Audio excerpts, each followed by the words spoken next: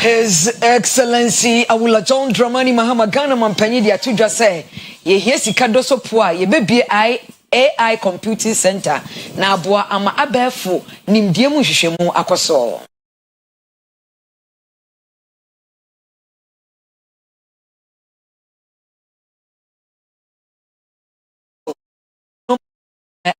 Dum so no de edoson ahwe ya ebekọ akofa oyene abre ayafo a onum egu ho.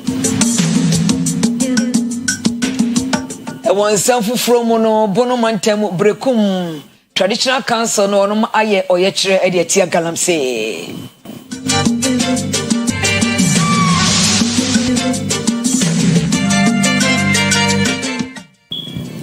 Ewo en self from no ebekọ Ethiopia Addis Ababa o kire se ekom edokro manfo ewo ho kohweko ene ade ene efa enipa ho enti eye asem kase a eto oman no.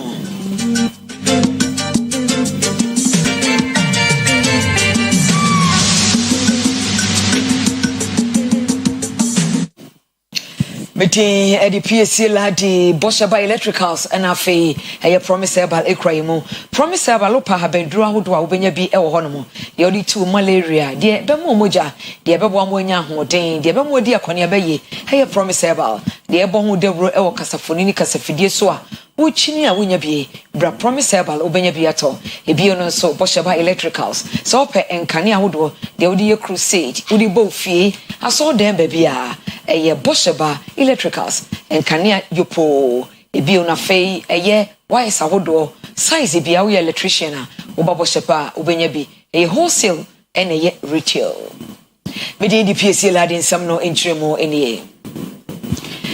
Yes, some no say every abefo nimdie emu hwehwemu ensemo His Excellency Awula John Dramani asankusu Mahama Ghana Mampanyi ede ato edwa se Ghana sisi ayenya $250 million na aboa ama yetimi enya artificial intelligence eye AI bia kese ebeboa ama yenye hwehwemu o se ebradane na wanane hu bia yefro atetekwa time ya kai ebra so se yenya saabia no na ebo yehwehwebo.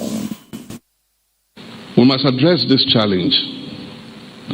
Ghana cannot build a meaningful AI future using systems that do not understand our Ghanaian realities. We must invest in local data ecosystems, promote the integration of our indigenous languages, and support the development of context-aware AI systems that reflect who we are and serve the needs of our people. And I was giving the minister the example of an AI. AI cannot thrive without infrastructure. Data, computing power, connectivity, and energy are now as strategic to the digital age as roads, ports, railways, and power plants were to the earlier eras of development. The government is therefore taking steps to strengthen our national data center and ensure that our digital backbone is secure, resilient, and capable of supporting the growing demands of the AI systems. We are building deliberately because infrastructure is the foundation upon which innovation rests. I'm therefore pleased to announce major financial commitments towards our AI agenda. Ghana will invest $250 million to establish a world-class AI computing center.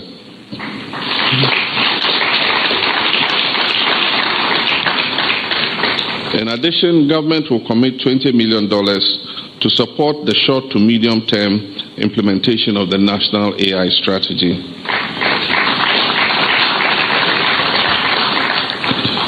These investments are bold but necessary. The proposed AI Computing Center will serve as a net center for research, innovation, and enterprise, enabling Ghanaian talent to build solutions not only for our country, but also for the wider African continent. Jumedia yasiano na eye jumedia wode eda anamuntu nhyehyɛ ya wodo eboboama ya pa ba funimdie akwachiri enti na atwedom afredom na edom ewo ho na orasam na te George ya wohwe osofo a howenkita hodie ene aba funimdie epe ensem eso enso gina simpie so edit udwa sɛ aba funimdie eno ne safo a ema oman etumpon. Today's launch, Your Excellency, demonstrates the commitment that you have given driving Ghana's digital journey. Ghana steps forward deliberately and confidently into the intelligence age. We're guided by President Mahama. The ministry defines our national direction for full participation in the emerging technology space. We intend to use artificial intelligence responsibly and ethically and in accordance with a well-thought-out governance framework. This technology will transform our economy and improve our people's lives. Let me state clearly, this strategy is not solely the work of the Ministry of Communication, Digital Technology and Innovation. It reflects the collective intelligence of a nation mobilized under the vision of His Excellency President John Dramani Mahama. Your Excellency, this journey has been deliberate and inclusive. From the outset, we were clear from a policy perspective. Artificial intelligence is not just a technology issue, but a pathway to advance national development, and this strategy impacts governance, education, health, agriculture, industry, economy, and all spheres of society. Last year, under the leadership of His Excellency and the Chief of Staff, we organized a high-level AI ministerial boot camp at Takfari Valley. And at that, Honorable Emiliata, the Fisheries Minister, was the star minister in deployment of AI to do premix distribution and catching fish. So Bernard, there you have it. Your Excellency, each ministry designated an AI focal person, and these officers will now drive the implementation of AI solutions in our public service to match the strategy that we launched today. I wish to express once again our sincere gratitude to the President, John Dramani Mahama, because his directive made the Cabinet AI Bootcamp possible and identified key focal persons across all the sectors. Free artificial intelligence hona yanko yakwani akwantempon ensam so na uhwe winiba ene kaso akwantempon na we double road brunisi dualization. His Excellency Awula John Dramani Asankusu Mahama one ne dom e de wow convoy akwa se de kwan no osi eye no ekro wabo contractors na baso na wachira se ehire so ntem so ade omonye ne ntem na omofa certificate emra emeji wono musika free se ekwan no onu mu wia ebebo amakoni abedi akoso kasoa ya yidade edwa so beyede.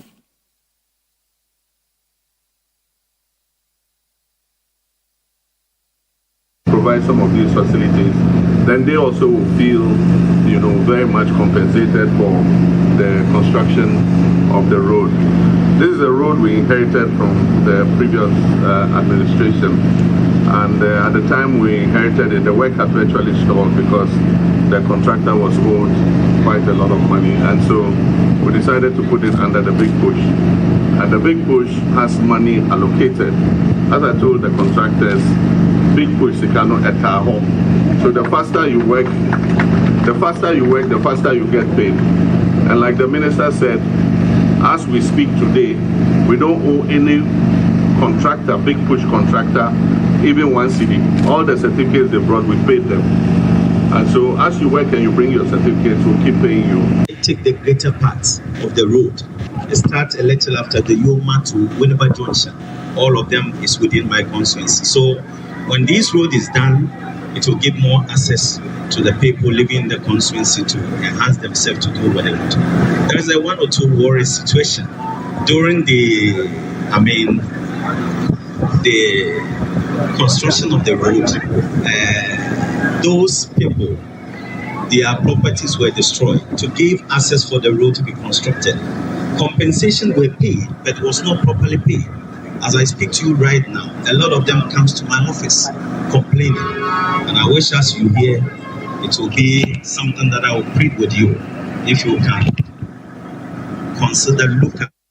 Yemesi Eastern Region Apuemantem Suhum Government Hospital. Mutum nagejia onipebre sana ayarefo eso eka ewo ho. Omo kyerese na nsen yedundum nkane ane pa. Nti eba sa no bi okro operation ye obi na afi doctors won mutem epen kane a ayafo no so ahuro timi di won sa na wo free won ward ho epia bonten akofa pe emframa. George Bota wo ye yensen training a osi anemo ewo ho ene wonum di nkomo. Nsem woni to dwane ye. Okay, so what to any ha? Hagina ya hospital. Na yo baby kakra wa ha. NGOs be fi USC. Omo no ma be si ha ma enkwala nko NGOs bi. Iti omo be si dan no, omo de plant aka ho ama omo. Iti hospital no mu nyina no. De baby NGOs no abesi no. E honko na light wo. Nti ama ayarefo ni bi. Ayarefo ni bi abetana ha. E na omo jemframa. Nti utwa wani hwe hospital na inside na kasa na wo akire nyina no light bia ni bia ba bia NGOs na be ye no honko ana obehu light omo ye ma nkwala e na me dey ato screen no so no oni eye Suhum government hospital de e koso ha ni ye ma light off a esum a e wa hanom se wo behwe a ayalefo ni bi ana onwa wo behwe on ayalefo no ebi na etete honom no sisi ano ye pese ye nya na eyi ye memo wakasa na emom no ye pese muhu ohawo kakra na eho no ewie na mumu wie a na afi ya ma ebia akasa ye ko theater ni mu honom kakra ye hwese de theater hono honom nso asetra ete eho honom se ohwa theater eni a obi eba na nka we yi a eno so eno ni theater honi higher OPD as I for now. See, I mean, no, can say there because of we soon into OPD for no. And you know, let me say, Hano, be answered here because a sumuno a deep, ever Hano mopa. The sumuno wa hapa, and Tinama will be a akope baby kakra at it. 8 years, benefit maybe be a mayan. So, moon shabby be Namonia mayan. Na said the government hospital, I was Breno. I know the yes, Ramo, who may be kakra, and my Isum Ninti, Ama Ubia, Upper Baby Alpha. Yes, Ramo, and yes, will be say, will be a Juma. Name Muno Yapemwa, Abayama Boyan, NGO for Mbaboyan, Elsum, Ekrum Hanum. Now I left for a Wahanum. I left for a Wahanum, Ebre, Epa. Ejuma fo nso ebre because so bi ba no nkita torch ya ebe ye den kura so betima ya ejuma no ntimesere mo momla dunso na aba no yenim se dunso na aba ana eyesiesi a ye de yesere mo momwa ye na ye ntimi enye Friday na me ba okenfo say ya acha just na one do like me ka say nyina me rega oh that theater one ye dum light oh Bedia be hana be kinkane be gise be hwe be dabase yenko brekum a ewo bono mantemo na amoma so na yekuri wonum ayo ye kyerkyere se ba mu so galamse wonum pe galamse ewo nkrom Omanfo na chese udu amomase a galamse adwumadi ade amane muso pa eni enkura hodo a ewo brekum eno na nananom atena nkonwa ene emabunu atesi monten so kasa chemu se enya ade a ombema galamse adwumadi no atoaso esanse eni enyan pa wo abra nana owusu ansa wono no ye ohene wo kato ena afa rempehene ono so wo brekum traditional area e kasa no mu kyeremu se enya sa mining adwumadi no ena wono mu etia nemom enya ade a mining bia eye galamse anase irresponsible mining wombe pene amanaba community ho eluntino won petition brekum east MP ena afa brekum west MP brekum municipal eka ho brekum west assembly eka ho brekum traditional council eka ho ena afa mineral commission enso eka ho bi kire se wosra sankrofo we nyina se ma won issue permit enfa ma galamse ni bia e ma ne eti ye kuro na efre brekum no eno ani niamabogo mini babia die ye timi tu brekum no fan ko babia se na wiase na se ya dia se kuro no ko na ye bewu ama ye ma ye nana no abetinam bia no tina ya tra se ye ntra ho emma brekum mai enwo kire ho enu nti ena nne ye tu abonte se ye kire mineral commission se on reye na wa mo obi akata unikasa yampa sa community mane galamse sa ni amani dia yampa wo koma ya de let ya deputation ya kira koma mineral commission na mu de mu nyina mu nim sai MC na o ha no mu na si aban anan eti ya de mo omienu DC MC sai omo fa koma aban sai omo mineral commission afote sai de no yempe ni okroma Emrasha bedwani a ono ewo Brekum East abaton pesua so ononyafo Simon ampa bencheme wono na woje petition no yeba beni yura John Dramani Mahama senefa ni chama yadi no mo na ya kancha mo se obo ene maga no obo ene maga oba se oba be podiba ene de ba ye sas ye tuwa ene eti oba ya no ma wati nyina dia dance se Spain and in the area of Brekum na eka kwasama eye galanse yura semama mountain se ononso galanse from oto sofo ana mobia se so wutu se ye fe break galanse ase go Ghana na Brekum ka yura se mama from Bishop Emma Kumasi Diocese Emma the Methodist Church Right Reverend Stephen Koko Usu or the warning Kokoboka se ama man no say dachi bia no ye ho bekire se galamse yanhwe na yenyai ewo mayimu a 2026 Synod of the Methodist Church ewo atonsu Methodist asori no eno din semwe etudwa wo ho galamse no am say entina senwine nsusanso a ede beba o man so na say nyina yetimi aka bom na yadwene ho a egini senka yebetimi asomo den na yetimi aye amana ye sense said me personally said me hu no in 10 years time say entimi amo hu pai na say koso akosa na ye ya enema beka kire ye bese enema bese wo hase ntimi nko gru no bi so abiko say ya ntimi nko ngutwa pempro wabra woni license. But we have allowed other people to come here, infiltrate into our offices and our forests, our towns, and ye to assassinate.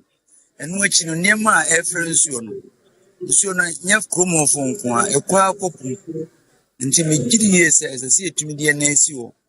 Na Nidika are buying Ankasankasa. And yet I am my SM. And I'm saying, and the I am my SM. Yenjumi nka no kure na ichire nipa no madwene ne se yenya ma yosem mfim na yenhu yenhu se kanafo yenyina ntumi nka mom na yenkuntia galamse no sanse ade no nsu na poison is aye awudro jesi itumi de na asi onum na itumi eyifi ono ade ba kwa mpese bekatwa trotitu ne se ekun bia ehase wo memu a ehase esa ma yosem ba ewia na ewie it ends on tribal sentiments. And when it happens like that, MPP doesn't come in, NDC doesn't come in, and it ends up with tribal sentiments and fightings. Na intimi mfa yenesi oni enka galamse no asem. Galamse no nye nipa bakofo enkwa na ehia e mani nyina. Eni na yemesi enfinfi mantem asondansame magana be de dadi asam enye de galamse amra abu ekum enipa mienu atwa nanano monsie do Ona wo hono kyerese asam yi esi enu abese ewia donko ena enipa miensen ewo galamse pit ni mu a ebugu mu na abra wonmo hu se ebogum no wo di medikantantempa efrefre wonmo hu ma wonmo ekọ se wo kwa akoyi enipa miensen nanso na galamse amena no ba bia abu no emu yedu na amena no nso do na won kasa chem se wo abra wo yire wo ho na wonmo etimi yi wo mo no na kyerese ba ko no na onwu ye nto dimika rashe de ne ko ayaresabia na abra mkoduru ho no adoctafo no kyerese e critical pa na brawo braye no e yade a adurachi abra mienu a wonmo aka nde na wonmo ato nananom e wonse do ba ko ye oba na ba ko nso ye bema oba no e wonfihia no aduonu mienu na bema no wonfihia aduonu enum na mbrembra ye kasa die omo de munu mienu ina akopiem e woni wadi biase aban ayaresabia na wonmo kasa chim se free ho no apostifo launch investigation so mo hwese ne ye ya etumi e ba ne sa e na National Disaster Management Organization so eye wona dwene se obekọ ba bi asem no see no mo akwa akohwe mu yi onipa ba ko wa asem mu nchemu sei no de to dwa so me de me yekuani na me krofo mti me be fi se me be aduane bi adi nti me ho na me se se o mo se amana na ebu se na me rush se me ko ho nti me ko ho na se boys no ekusu a o mo bo mo de se o me yi ho nti excavator na o try se me nti o mo yi a o ba ne de me ko de ne wo mu e wo da be man na e shasa asina se ne try a ne yi nye excavator but na nsen ya na o mo de excavator ne bi abehye ho but o mo ye no elia enti me no mas ma me ka kire dan sa me penfo se o mo hwe na sa galamsey no any DC o mo hwe na sa galamsey na wo dan sa me no o mo trust ye so mo antu asa youth na e wo na ye mfo se o mo nya galamsey o no ye beti o mo so atua Ase North District Director Edma Nadmu and say some one leg no mo ye no ase no mo hwe no mo njai was ya kaka woka asa mo nti the AC ani ya nkofo mi no mo hwe mo nkwa me ma wo mu na wo nya ka to na no pa wie se from next week going me ba koro for national security me nya mo sanka ba insurance ba bia wo bia e ba pa mu na fi insurance so bia o ya sa insurance adman onjai pra no mo pra ne side mu ya se adman wo and so bia ra o te benka ya me kan say wonim say wo ye one leg e wa se north maima jai e fi ne ko obi anye sa one leg adman e wo insurance na mas Professor Nano Jane Opokwa Jiman Ghana Mampenya Bedi Achire Edi Atudwa Ewo Controller Wanu Dwumedie bi asese Daachi bia no amembo mu sikasem ewo se edi abefo nimdie eye. It is a pleasure to join you today, and this platform offers us an important opportunity to assess our progress and renew our commitment to strengthen Ghana's public financial management systems through professionalism and institutional excellence. Accounting has always enabled governments to allocate and to plan. It has ensured that resources are managed with prudence. Yet history reminds us through painful episodes what happens when accounting systems do not live up to their task.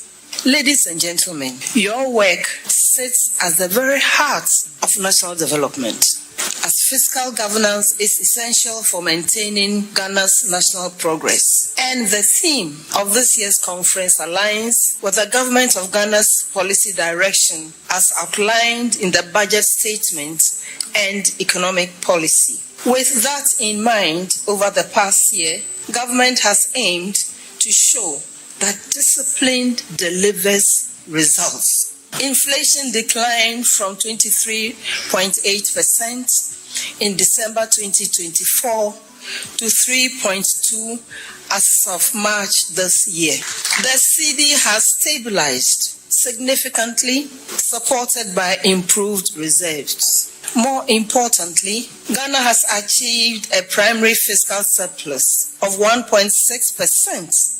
Thus reversing previous deficits. This is the result of deliberate reforms and improved public financial management systems driven largely by institutions such as yours. For the Comptroller and Accountant General's Department, this signals evidence-based decision-making and verifiable accountability.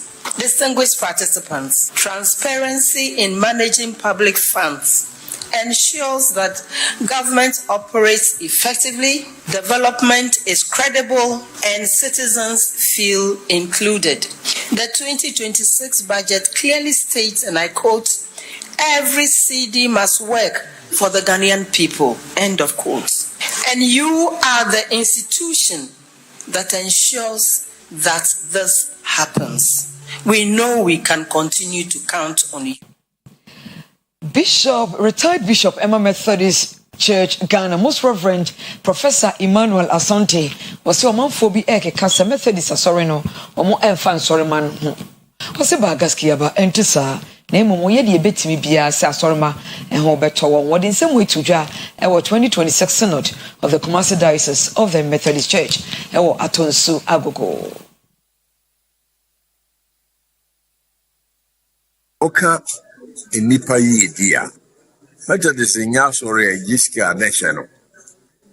You see schools. Your schools will be anti-Mikobi. The Nipa big crowd more educated for Methodist.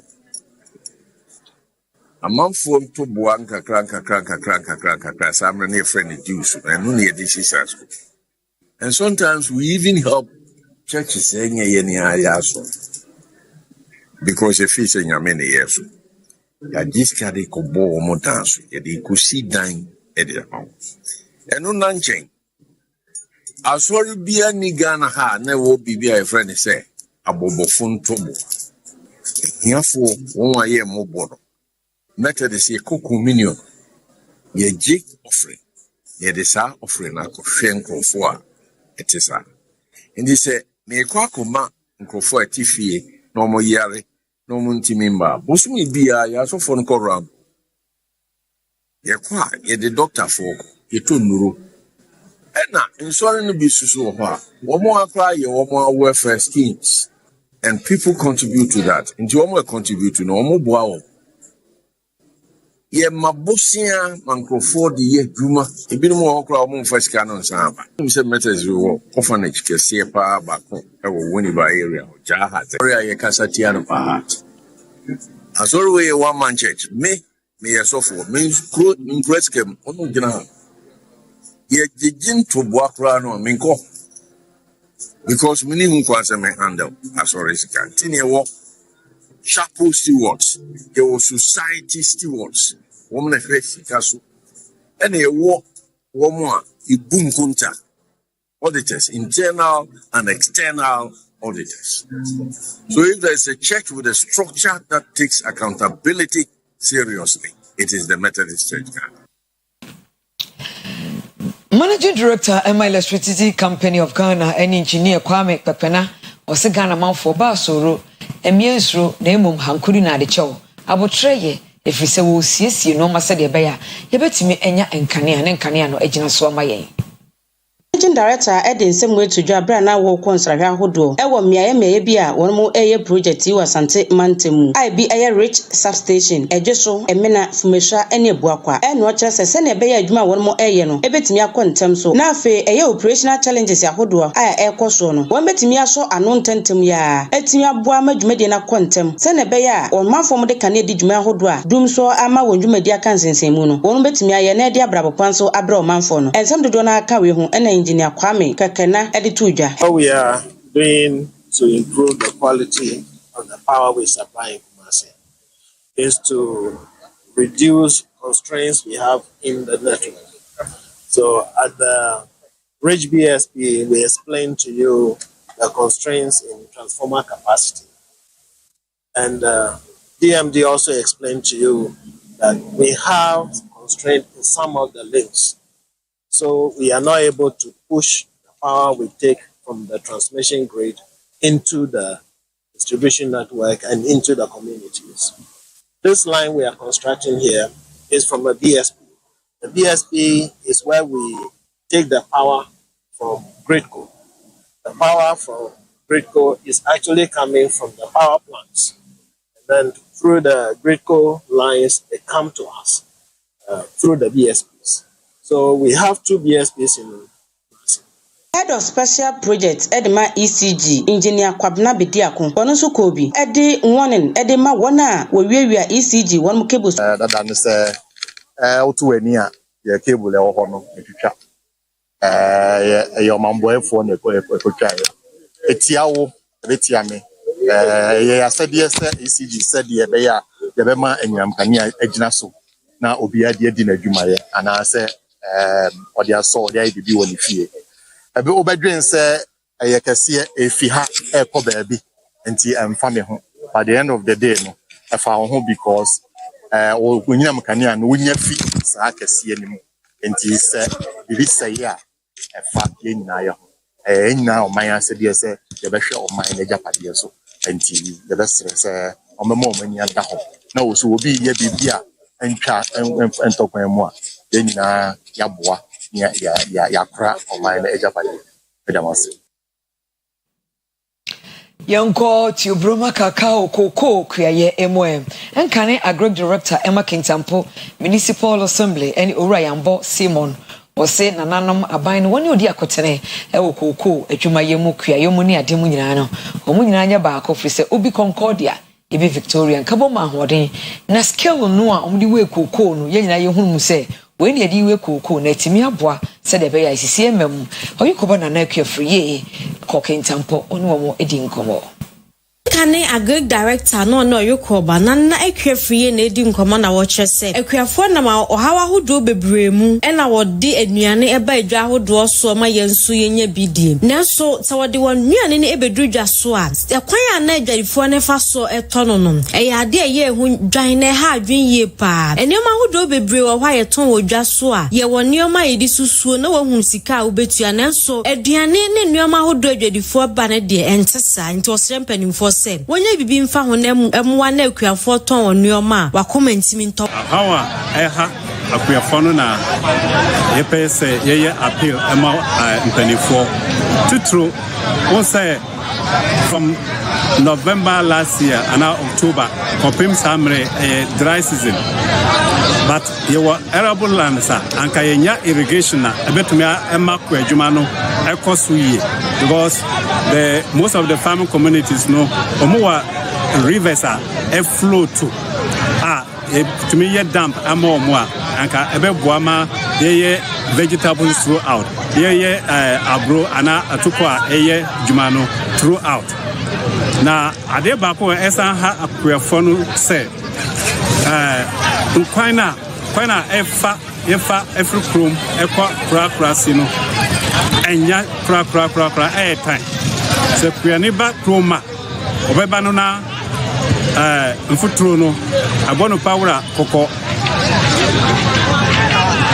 the road no is too bad to the extent say you don't have any better choice than to enter other say tractor and our prakia and at me Emma manajumo kakra so omuswa no baye eba marketer other say can be say kwan mu ana say ebedru market no na nema no nyina apaipa na bebre asai na eye helper na dia to throw esan ha Ghana akuafo enum say you come marketer ye no baye nyina ye de ko market ye ne standard measure ye de ton ye niema but when you ko jom ko to fertilizer ye measure dada okoto adroa ye measure dada yo okoto bipia ye measure dada but onu dia ordinary niema ko marketer jise omudi boto ana omudi basket kagraka na omususu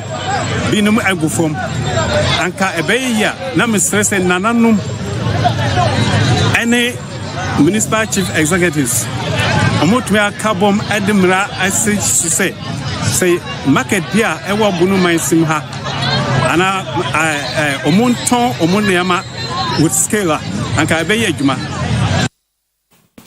Yanko special report mu kasebo esronko awafo bi ohonom a ne yere dresse a bema bi oha ne yere dresse a wo kwa adwuma otimi ka se kodam pa no so na menyo baako oyikoba na akuafriye ne ema bi edi nkomo busa won se woni abre na wa late no den e no be ya fa ho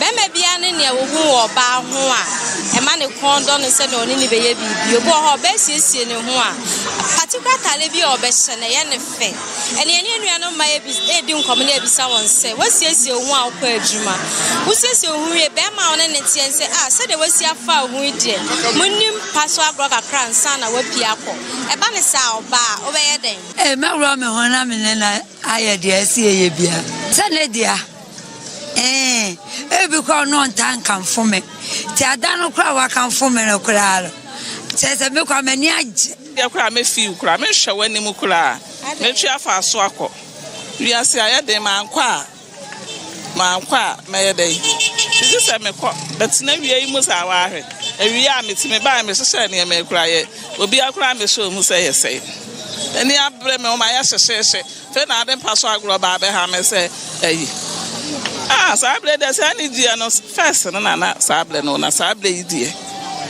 sable ayo mu idie nwumle da bi wo hodia ene na ja ma ye na se wa bo ahụ pa wo kwadwuma de adi no o mepre so ne ya kakra nsa ma ba o sesa no pede a meya ma no meya man pa ye untimi nya no o so de ma no because you can so penny 10 times crab o so de ma no uni ano because udi ne ma bi yu ho ano betimi afo achi be mo aware wo ayo ho ade de tem bi aka no be da bia uni ano ti ano de kakra minim no pa so meti ase ye wi a we se nche ti mi wi a metimi asaf matade a chere ma badwuma wa adwuma de a obetimi ayere se wo kwa abadwuma na ta ma so de a se nya fe na abaja adwuma ne na be na dwen sure na wate wo sum no ba wo so wo hwe ekoba ne sa obeye den oyukoba na ekwefie anyway den. Yeah, live for digital address AK0187090 Ifrada enyumre. Thank God it's Friday. You try and walk off fire boy for krato. Yeba ko agoframa so sports near the bro.